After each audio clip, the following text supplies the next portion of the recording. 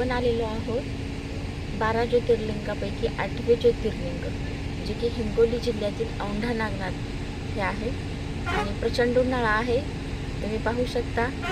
हे मंदिर 5,500 वर्षापूर्वीचं हे मंदिर आहे। इथं 5,500 वर्षापूर्वी इथं एक तलाव जंगल होतं। या जंगलाच्या आतमध्ये ही ज्योतिर्लिंग होती। कुणालाच माहित नव्हती। इथे 5 पांडव आले होते। यांच्याजवळ 12 गाय होत्या। विच्यामधून एक गाय होती, हिचं नाव होतं कपिला। चारा खायची, पाणी प्यायची, आपलं दूध सोडून देत होती।